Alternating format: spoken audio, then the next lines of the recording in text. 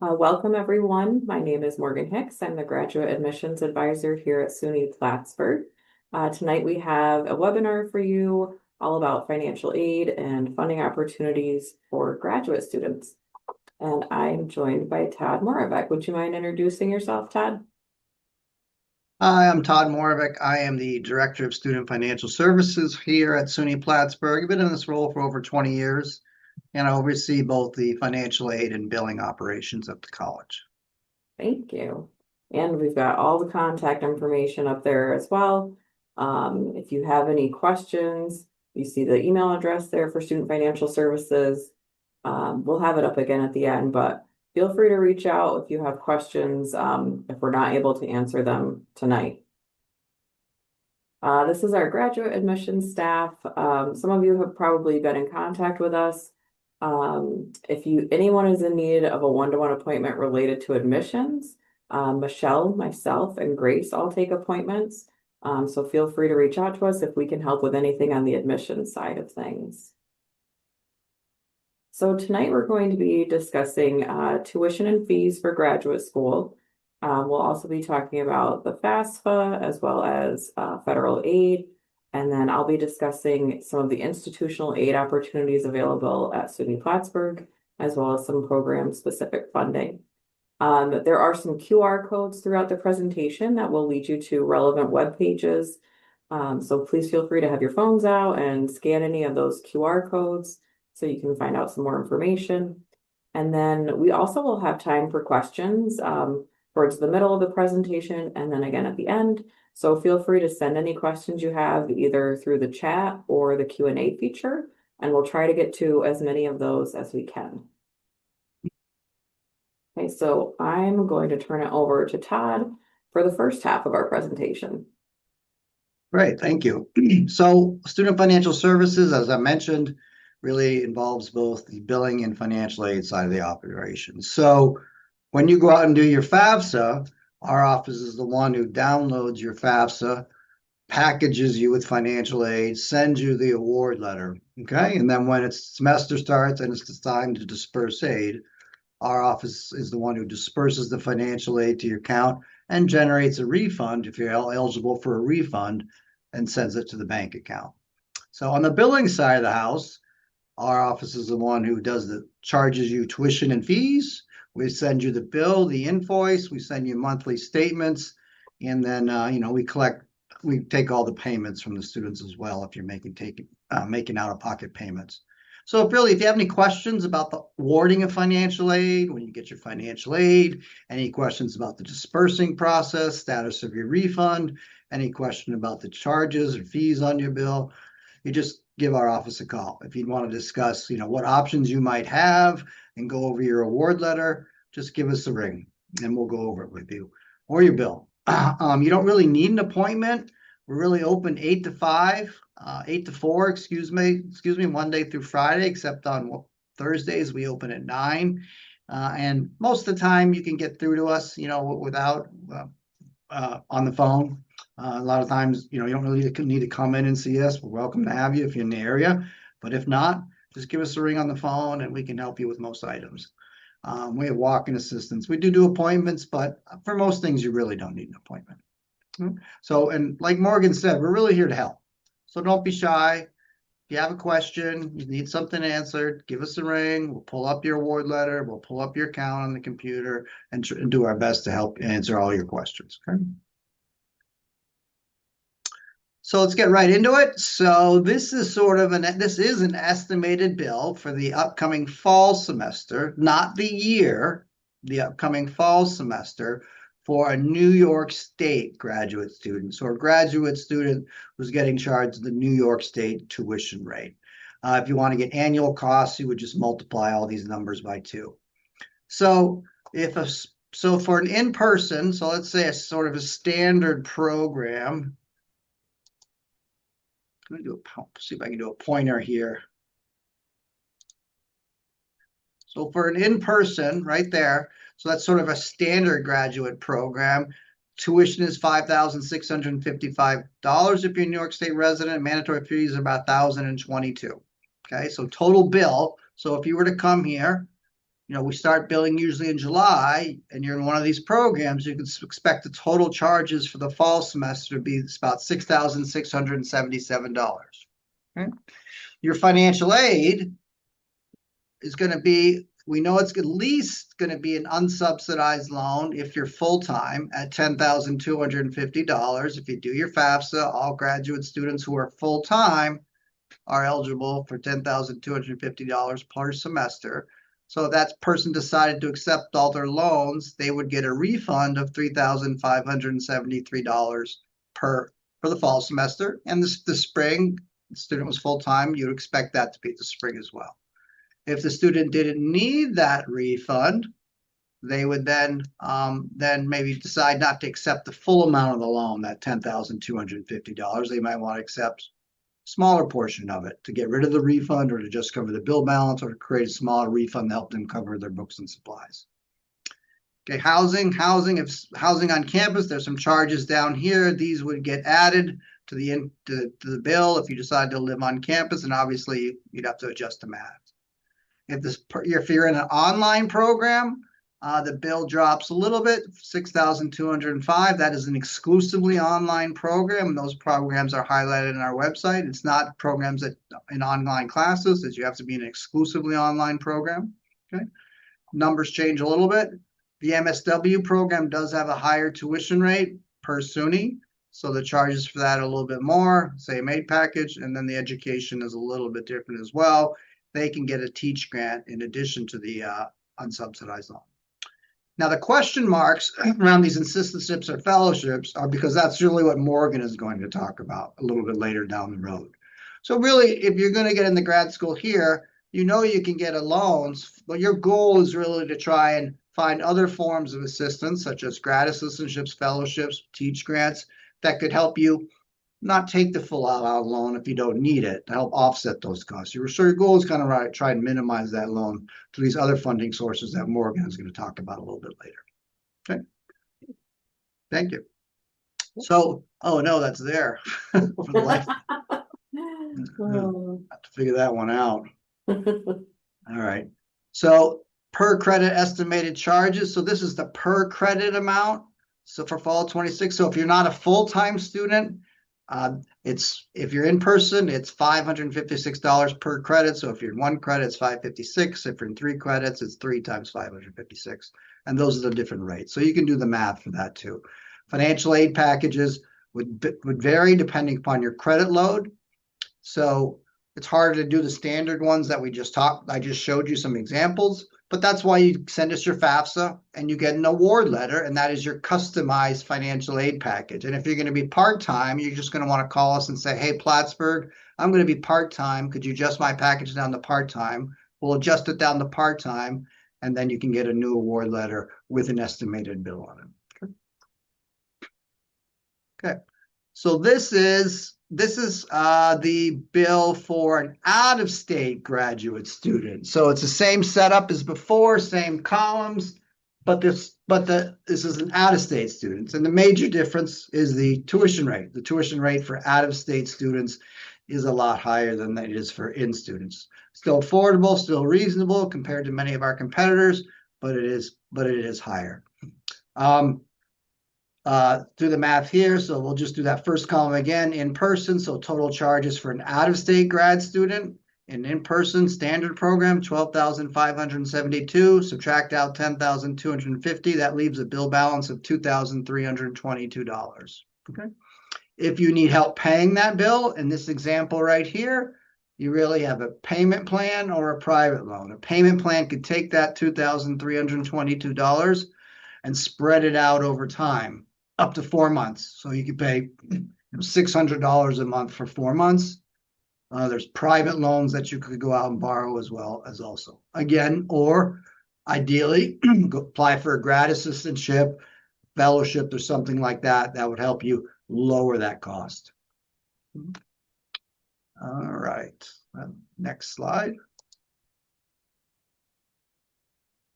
All right. So this is the same concept as before. This is the per credit rate for out-of-state students. So if you're in an MSW program, it's $1,029 per credit.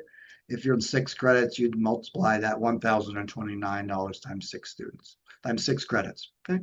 If you want to get a sense of your financial aid package, do your FAFSA. We'll send you a award letter. Ask us to repackage you as a 6 credit student, and then you can get a sense of what your estimated bill is going to be. All right. So first step in applying for federal financial aid is doing your FAFSA. Okay, so you're gonna need to do your FAFSA. You go out, the website's listed on the next slide.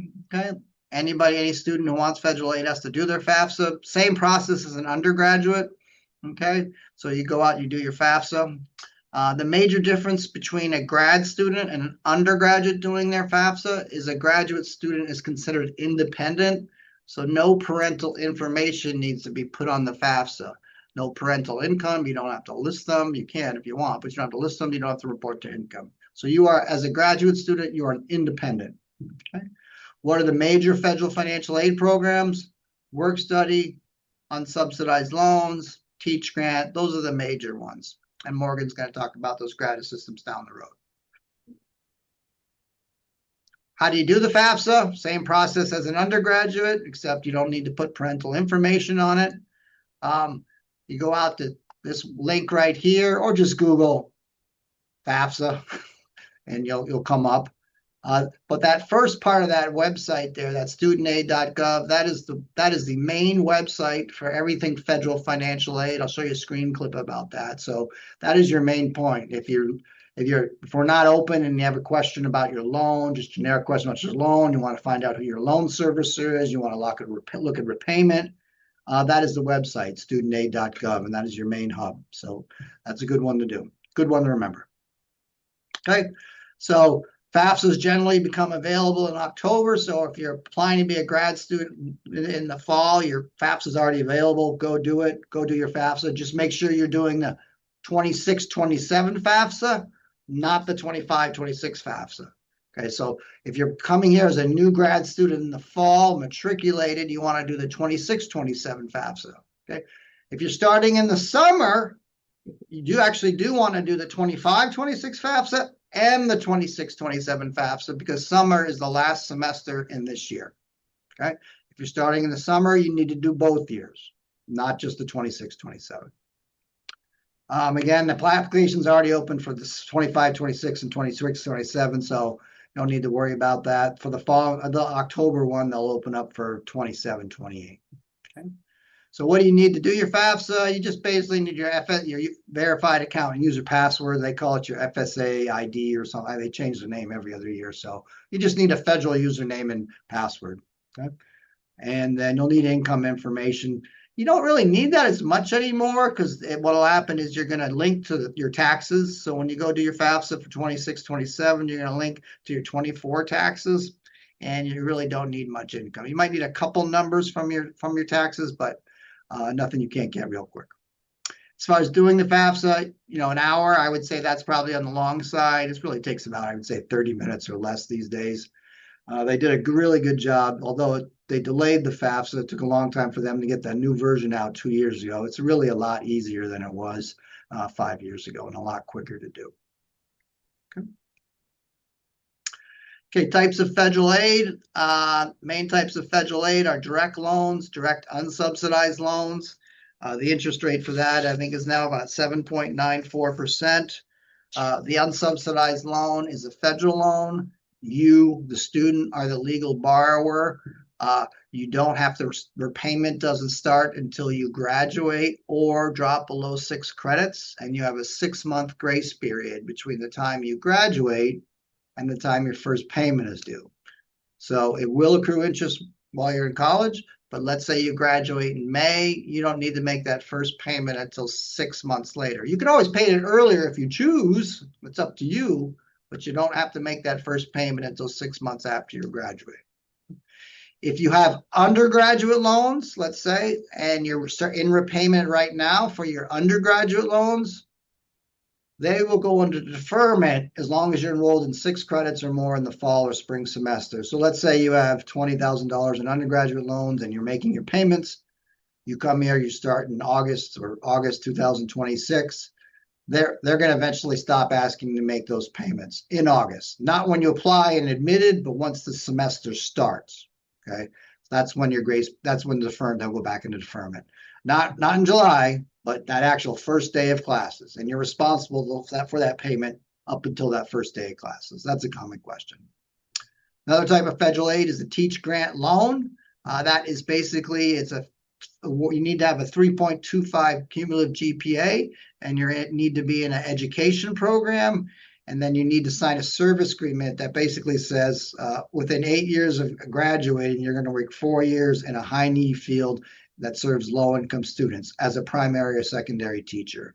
So if you're okay with that service agreement, and basically that is a grant, it is awarded as free money, it stays free money as long as you satisfy that service obligation as working in a primary and elementary school in a high need field that serves low income students. That money will stay free money as long as you satisfy the service obligation. If not, it goes back into an unsubsidized loan. What is a high need field? What is a school? What is that serves low income students? High need fields, yeah, you can look them up. They do change a little bit, but generally you're talking your hard sciences, and maybe some languages or something like that. A school that serves low income students, generally your city schools, and I would say your rural schools, not your suburban schools in general, but it really depends upon the region. But those are, so you can learn more about that if you go to that studentaid.gov website. Okay. Work study. Work study is if you're offered work study and you have to find a job. Let's say you get work study in your package, or it's not in your package and you want it, just call us and we'll add it. Jobs are generally posted for the summer semester. During the summer, for the fall, you would go out, find a job on Handshake, which is the software that the college uses to post jobs. So in summer, you would look for a job, you'd find a job for the fall semester, you would start working, you would earn hours, do your timesheet, and then you would get a paycheck in September. So really most students don't use that to help pay the bill. They use it to help pay for discretionary expenses and monthly expenses. And loan process and refunds. So this was some questions we got last time. So in order to be eligible for loans, you have to do a FAFSA. Matriculated graduate students are eligible for up to $20,500 per year in federal unsubsidized loans. So that's the maximum a grad student is eligible for per year as a full-time student. And I'm saying that because that's a new rule that's effective July 1st. If you're a part-time student, we're going to have to prorate your maximum loan limit. So let's say you're full-time, 12 credits fall, 12 credits spring or more, you can be eligible for up to that full $20,500. However, let's say you're 6 credits spring, 6 credits fall, you're only going to be eligible for half of that, $10,250, and it's going to be prorated based upon the percent of your full-time course load. All right, that's a new rule effective this summer, and we have to implement that. So as far as if you're accepting a loan and you get a refund, what are the tasks you need to complete? Well, you're going to get an award letter in the mail from us. You need to accept that loan on My Plattsburgh. Then you need to do if you haven't had loans before, you have to do an entrance counseling session and a master promissory note. Those are 2 other tasks you need to do. And usually those are posted in April or May. However, if you've had student loans, federal student loans as an undergraduate, you don't have to do that. All you have to do is accept your loans. Right? And then refunds. So we partner with a company called Bank Mobile, or maybe they changed their name. I think it's BMTX now, to produce refunds. So if you come here and you're getting a refund, you want to go out to this Bank Mobile, you want to put in the direct account you want your refunds deposited into. You sign up, you say, hey, when I get my refund, put it into my checking account. It's a lot faster. So let's say you come here in August, we disperse that loan in the first week of September. It creates a refund. That money will get put in your bank account first or second week of the semester, as long as you've done everything you needed to do. And that's generally how the refund process works. All right. Repaying loans. So studentaid.gov is the website you want to use. It is a federal website that goes over all financial aid as basically a big summary. So I would say when you get into stuff, if you want to find more information about repaying your loans, the first thing you want to know is, oh, who's your loan servicer? So the federal government contracts out uh, students to third parties, and those third parties manage the students' loans. They take the payments from the students. So federal government might assign you to Nelnet or Sally Mae, and so that's your loan servicer. And so you want to know who your loan servicer is and create an account with them so that you know where you're going to make your payments, et cetera, like that. If you want to know your loan servicer, you would just click that link there on this website, and it'll tell you how to know your loan servicer. If you want to start considering what types of repayment plans, so there's different types of repayment plans for paying your loans. If you start wanting to do some modeling, saying, what's the best repayment plan for me? There's several options. There's a standard 10-year repayment plan. There's a graduated repayment plan, which could be 10 years, in which your payments start off smaller at the beginning of that 10 years, and they get bigger as they go along, under the idea or concept that salary is going to grow and you can afford more. There are pay-as-you-earn plans. There are extended plans up to 30 years. And it's a lot of math involved. So I would encourage you, if you start wanting to explore repayment options, is to use that loan simulator on this website, and it'll run options for you. And it knows what your federal loans are, and it'll run options for you and say, hey, this is what your payment would be under Plan A. This is what your payment would be under Plan B. This is what your payment would be under Plan C. Very good tool. Encourage you to do that. If you just want to know more about the repayment options, you can go over there to that link on the right and just learn about the repayment plans itself. Okay. All right. So we do have some questions that have come in. Okay. So in the chat, someone's asking, what are the rates for the online MSW program? Does that default to the MSW rate? Yes. You're talking about the tuition rates. So if you're going to be enrolled in the MSW program, you would look at that MSW. Okay. Is it an exclusively online program? Well, there's two. There's a hybrid program, and then there's an online program. Okay. So the exclusively online one, I'm pretty sure would be an exclusively online column. I'd have to look in that a little bit more. Exclusively online would be an exclusive, but the other one would be in the MSW program. MS program column, yeah. And then another question is, when is the FAFSA due for students who are starting this August? So when should they have that done? Well, there's not a hard date. You can actually do your FAFSA. If you're coming in August, you can do your FAFSA in May the following year, really. But it's no benefit to you because you would have had to pay out of pocket. So we always say a good target date is get your FAFSA done no later than the end of June, because we start billing in July, and you want that loan on your account or your financial aid. I mean, I would get it done before that. I'm saying no later than. So, because you want that, you don't want to get a bill from the college and say, hey, where's my loan? Where's my aid? Well, you don't have a FAFSA from you. Then you get a little anxious and you scamper around. So I'd say no later than June. But if you're trying to make a decision and understand what it's going to cost, do it now. I mean, I would do your FAFSA now. And that's the only way you'll get an award letter, an estimated bill. And you can use that if you're applying to other colleges, you can use that to compare us to other colleges, and you can get a sense and do any planning. Hey, you know what? I want to try and minimize loans, so I'm going to put in extra hours or something like that over the summer.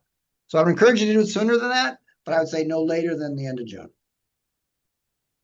And then someone else asked, could you please confirm if tuition can be paid on a per credit basis for courses? Oh, yeah. Yeah. So tuition is paid on a per credit basis up to 11 credits. 12 credits or more is the same price. Okay. So up to 11 credits, it's a per credit basis. At 12 or more, everything's the same price. So at 15 credits, it's the same price as 12. It's a full-time course load. It's 12 credits. Excluding summer it can go above 12. Summer can go above 12. There's always exceptions. And then they also asked, as an active duty service member, does the program accept military tuition assistance, and how is it applied to each course? So you're an active duty, let me just say that. You said active duty. I just want to make sure that's clear in there. Okay. Yeah, we take active duty. So what was the next part? What's the process? Yeah. How is it applied to each course, they asked. Well, in general, the process is you have to go to you would start the process by going, I'm pretty sure, to your Army, Navy, or Air Force appropriate website. Did I leave one out? Maybe Marines. We don't get a lot of Marines, and then you go there and then you basically say, hey, I'm going to Plattsburgh. Then I think our registrar goes out and certifies it. And then basically apply it to the account. So that's sort of the process, and then they disperse it. So you go out to you start with the website of whatever your armed services branch is, and you indicate you're going to Plattsburgh and that. And then we get queued to go out and sort of certify the benefits. And that's for active duty. Veterans is a little different. That's active duty. And then for active duty, we can't charge you more than two. No, grad students, that doesn't apply. Never mind. So yeah. And then someone else asked, when will I know how much I get from the FAFSA? So when will you know? So you should know if we do right now, we download FAFSAs once a week for 26, 27. It's on Wednesdays. That's the scheduled day. Most days it occurs. So if we get your FAFSA, so if you've done your FAFSA, you should get, and it's valid, there's no problems, no errors, you should have an award letter the following Thursday or Friday. It'll be emailed to you. Okay, an award letter next time should be emailed to you. So pretty quickly, I would say if you've done your FAFSA 3 weeks ago, oh, well, wait, you have to be admitted first. All right, so you have acceptances haven't gone out, right, Morgan, for grad programs, right? They have, not for everybody. It depends Okay. on what programs they're applying to. All But right. I'll take a step back. You have to be admitted to the college, and we have to have your FAFSA. So if we have your FAFSA and you're not admitted, we're going to sit on it until you're admitted. And once admitted, we'll package you with a Wednesday. On a Wednesday, should have it soon after that. If you're admitted, you should have and you've sent us your FAFSA, you should already have an award letter. If not, give us a ring and we can see if there's a problem with it. And then the next question is, when does the estimated bill get sent out to students who would be attending in the fall? So the estimated bill is on our financial aid award letter. So if you do your FAFSA, it'll summarize your financial aid and it'll give you an estimated bill. It's like the second or third section. It says, my estimated bill, and then a section there, and then you get that. If you're full-time, that's accurate. If you're going to be part-time, you're going to want to let us know because we're going to need to adjust that a little bit. And then this is going back to Jody, who asked about the military tuition assistance. She said, if I decide to use the Montgomery GI Bill later, does the school certify those benefits for this program? Yeah. So we certify any benefits. All of our programs are military benefit eligible. Okay, so that certification process would be a little different for the GI Bill. You said Chapter 33. So what you would do is there's a link on my Plattsburgh. There's a little link you click and you say, hey, Plattsburgh, please certify I'm GI Bill Chapter 33. Please certify my GI for the fall semester.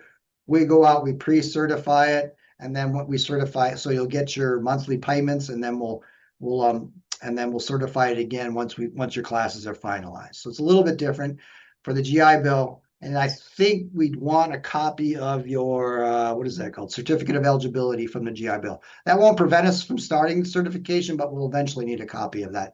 Basically, that's the letter you get from the Department of Veterans Affairs that says you're 100% eligible, 50% eligible, 60% eligible, something like that. And then she wants to know, can she use both the TA and GI Bill? Well, that could be a stumper for me. I would suspect I would want to ask our GI Bill person, but you can't. So as far as tuition is concerned, you can't cover more than what's tuition. So you couldn't have, if I'm just going to use a number, if your tuition was $10, you couldn't get $10 from tuition and from active duty and $10 from GI. I'm pretty tuition and mandatory fees. That would be duplicative benefits. So I'm pretty sure you can only use them both up to the amount of tuition and mandatory fees. You can send me an email afterwards. I want to double check with that, but I'm almost positive that's the case. And then someone said that they received their acceptance and submitted a FAFSA, but have not received an award letter. So would you say reach out? Yeah, just give us a ring, call us tomorrow, say, tell us exactly what you just said. We'll look up your account. We'll see what's going on. Off the bat, I would say could be you didn't put the Plattsburgh school code on it. So maybe you did your FAFSA, but you didn't put the Plattsburgh school code on it. Could be just an error with the FAFSA, a problem with it. Those would be my guesses, but those are just guesses. Until we pull up your account, we'll pull up your account, we'll figure it out. Someone just asked, what is the school code? I haven't been asked that in a long time. I think it's 2849. I'm going to look it up. Okay. Real-time investigation. 002849. 002849. 002849. Just search for Plattsburgh, though. SUNY Plattsburgh. You don't have to remember the code. So another question is, as a school counselor going for administrator, could I qualify for the Teach Grant? So someone No, the program has to be designed to produce teachers. Okay. So since you're a school counselor, there's really no way you could satisfy that service obligation. So go ahead. I was going to say it's not for school administrators either. Right. So that is not a teach eligible program. So it has to be a program designed to produce teachers in elementary, secondary school. Yeah. And then someone else asked, to confirm, are tuition and mandatory fees the only cost associated with the program, with the online program? For the online program, well, no, you're gonna have books and supplies, right? Books and supplies. Onlines are kind of tricky. Do you have to pay rent, housing? So as far as cost of attendance, we have some items in there for those, but as far as direct costs, yes, those are the only direct costs from the college are tuition and mandatory fees, but you might have books and supplies. Sometimes they're electronic books, you might have to pay something for that. I'm not sure, if you have to do field trips or not field trips or do a rotation or anything like that with some of these programs. So let's say you're going and doing a rotation somewhere, you would have travel costs to and from there. But as far as direct costs, those are the only direct costs, tuition and mandatory fees. Some courses, so those costs I showed, if some courses have an additional fee associated with it, sometimes it's just $35 or something like that. I'm not sure how many grad courses have that, but that's considered a mandatory fee if there's a course related fee. And this question, I'm not sure exactly what they're asking. It says, how many days to get the acceptance and the first day of payment for the whole semester? And the payment deadlines. So generally the fall bill goes out in July, I would say mid-July, and the first bill due date is first week in August. I would say plan on that. Now, sometimes SUNY is a little slow in finalizing the tuition rates, so that gets bumped back a week or two. But for planning purposes, really, we never go out more sooner than mid-July. So I would plan on July 15th with that bill doing that. Bill due first week in August. And another question says, my grad application is contingent on the completion of 2 prerequisites as a non-matriculated undergrad student, which I plan to take during the upcoming summer session. Am I correct that I need to submit a FAFSA application for 25-26 and 26-27 in order to get assistance for these summer undergrad courses as well as the fall program? All right, so if you're matriculated in the fall into that program, you have to do a 26-27 FAFSA, so for that fall. For the summer, I'm hesitant to say if you're eligible. I would need to know a little bit more about what your admission status is, whether you're, what do they call that?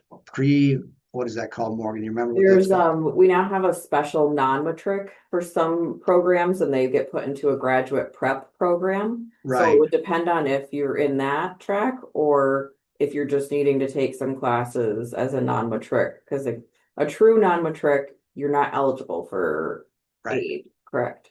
But if you're in a grad prep program and that is your admissions is contingent, then you see, yes, they said contingent, right?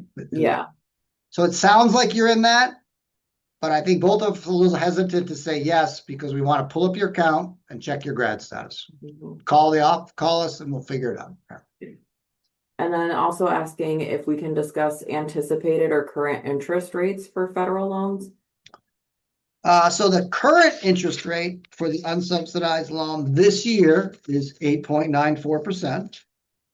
And the Fed set new rates every July 1. I can't predict what it's going to be. I mean, there has been a trend going up a little bit each year.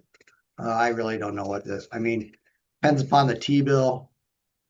You know, I don't know. I mean, I can't predict that. So I don't think it'll be too much. They usually don't go up too much. So I would suspect it probably is not going to go down. I would say it's going to stay the same or go up a little bit if you're ask me. All right, so that's all the questions we have at this point. So we will move forward. But please still feel free to send your questions in and we'll answer some more at the end. So looking forward, we're going to be discussing some funding opportunities that are available for graduate students. So some of the aid opportunities that we have a work obligation or a job associated with that aid program. So those would be assistantships, radiance fellowships, department fellowships, and then positions in the residence halls. I'm going to talk about each, but I also want to point out that online students are eligible to apply for all of these programs, but you must be able to fulfill the work obligation here on campus. So if you live locally and you're in an online program, you can still apply for these as well. So the first is assistantships. And again, I have QR codes on a lot of these slides, so please feel free to scan those. But for assistantships, you have to be a full-time student in a matriculated in a graduate program. You can be going into your first year of grad program or returning to your second or third year. You must be in good academic standing, able to work on campus. And you can apply, if you're a new student, you can apply directly on your admissions application. If you're a returning student, or if you happen to be an SLP applicant, you would apply on an application that's found on our website. And these are accepted on a rolling basis.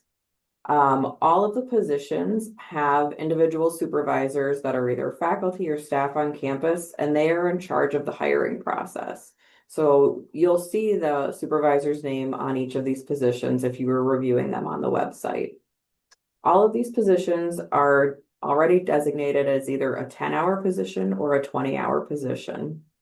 If you have a 10-hour position, you would have half of your tuition waived at the New York State rate.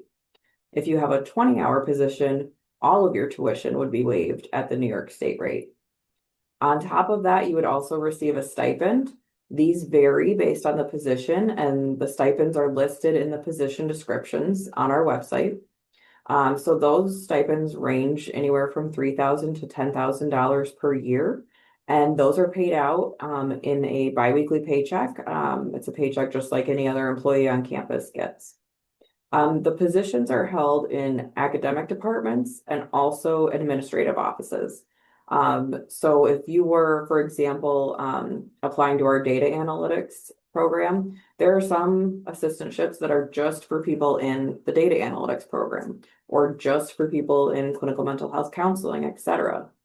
But then there's also some in administrative offices, and those are open to any graduate student in any program. So it's definitely worth checking out. For example, we have a graduate assistant in our office in graduate admissions, and she takes appointments. She helps us with outreach. She helps with our social media. And her position is 20 hours a week. So she gets her tuition covered, and then she also gets a stipend that's paid in a biweekly paycheck. The next one is our Radiance Fellowship. So these are open to full-time graduate students. It's another job. It's either 10 or 20 hours per week. And for this one, you would be earning $15 an hour. And then you also get half off or 100% off a single room on campus. So if you're someone who is thinking about living on campus already, this is a great opportunity. Some of the jobs are in academic departments, and then some of them are in administrative offices. Again, this covers part of your room or all of your room fee. So this is a great one if you're already planning to live on campus. And then department fellowships. So these are paid through work study dollars. So you would have to complete a FAFSA and be eligible for work study. These are positions that are again in academic departments, sometimes in administrative offices.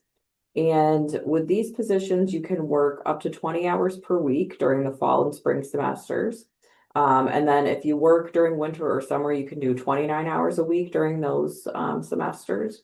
And you get paid $20 an hour, and you can earn up to $12,000 per year. And these applications are rolling. You can apply directly on your admissions application, and you can also apply on our website as well. And then another opportunity is working with campus housing. So you could apply for positions where you would live and work in the residence halls. They have community advocate positions, programming advocates, and assistant community director positions. So this would be working with the students that live in the residence halls, potentially providing events for them, and other like administrative services that are needed for those students. You can earn a free single room as well as a discounted meal plan. And those applications are usually due in early February, but you can also email campus housing because during this time of year, they're still in the hiring process. So they might still be able to have you fill out an application if you're interested for the upcoming year. It's definitely a great opportunity if you've done this already in your undergrad and you kind of know what it's all about. You could continue doing this work and get a free room on campus, which can save a lot of money if you don't want to pay rent and you want to live in the area. So we have two opportunities for aid that do not have a work obligation. The first is the Diversity Fellowship, and the second is the Graduate Opportunity Program. So the Diversity Fellowship is open to U.S. residents or permanent residents. You would have to show through your application that you've demonstrated, or you would demonstrate how you've overcome a disadvantage in higher education. You would also demonstrate how you would contribute to the diversity of the student body and your field of study. This is only for newly applying graduate students, and the application is due February 15th each year. And these applications are reviewed by a committee who make decisions about awards and distribute those awards each year. And the Graduate Opportunity Program, this is open to students who are in EOP, HEOP, or SEEK programs during their undergraduate time. You must be a full-time student, a full-time graduate student to apply, pursuing a master's program or a certificate that's at least 24 credits. This one, the application is really very simple. It's really just your information and your EOP director's information. They certify that you were part of an EOP program. And then you could receive $1,000 up to full tuition. Those are due February 15th each year. And those amounts vary each year depending on how many people apply, how much money is available that particular year. I definitely encourage any EOP graduates to apply for that. And then lastly, we want to point out that there is some program-specific funding available to graduate students. If you scan the QR code on this page, it will bring you to our financial aid resources for graduate students, which this webpage also has all of the programs I just talked about, like the graduate assistance, fellowships, so you can read more about those. But if you scroll to the bottom of that page, you'll see this section that looks like this, where it says program-specific funding. And there's a few programs where if you clicked on these accordions, it would show you links to different programs that are not necessarily run through SUNY Plattsburgh, but maybe run through New York State or other outside agencies that have different scholarships that you could apply to that are related to your program. So I definitely encourage people to look at those, and those do get updated. I feel like there's one on the website that's not on this screenshot. So people might want to check that out too. But definitely look for any outside funding sources as well. I think that might be my last slide. It is. So I think we got some more questions in. So let's take a look. Let's see. This one says, I would be a commuter student and was wondering how many days per week or hours per week an on-campus assistantship typically requires. So assistantships are either 10 hours a week or 20 hours a week.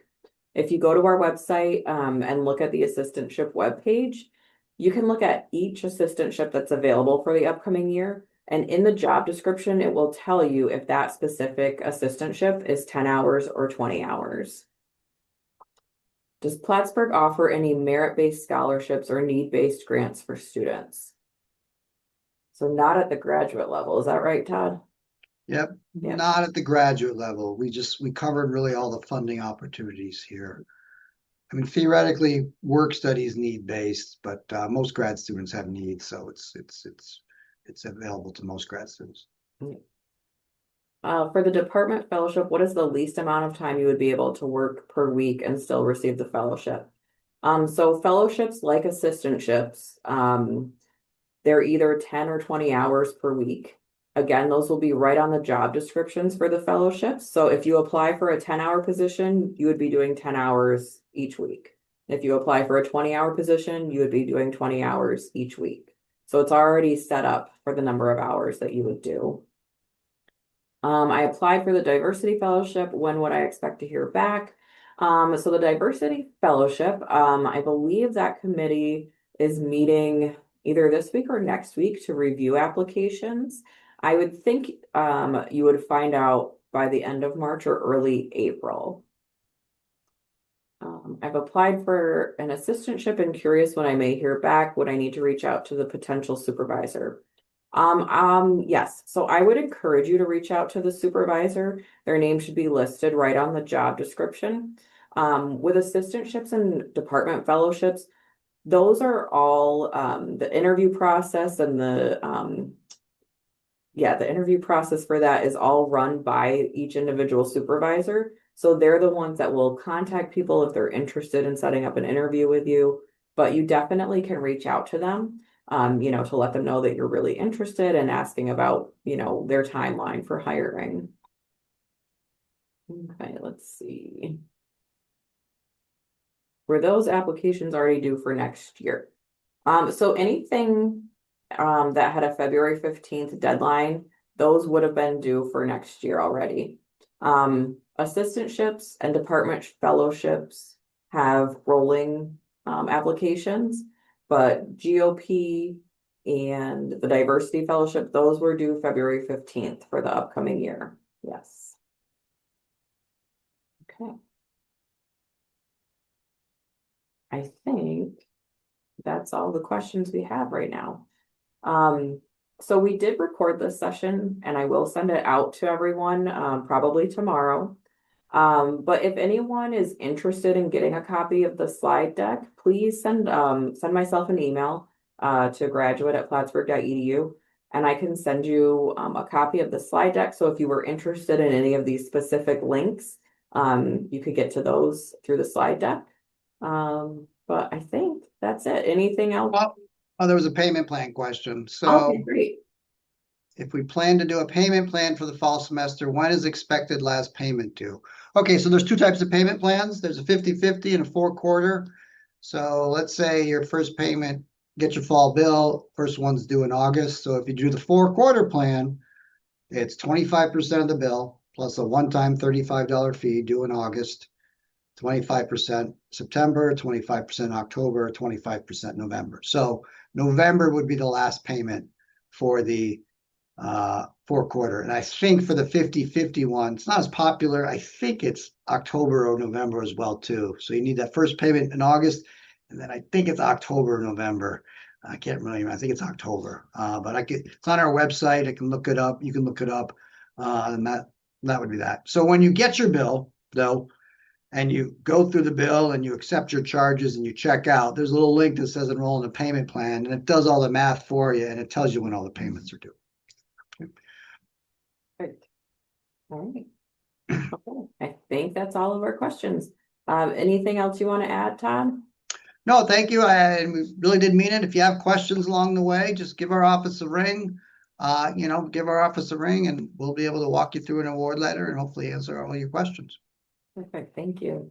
All right. Thank you so much for being here, Todd. I appreciate you sharing all your knowledge. Well, Okay. thank you, Morgan. Appreciate everybody for the questions. It's great when you answer questions. It makes it a much better, more informative, I think, for everybody. Yes, definitely. Thank you everyone for attending and sending in all your questions. And like Todd said, please feel free to reach out to his office with any financial aid questions, and you can reach out to our office with any admissions questions. Thank you, everybody.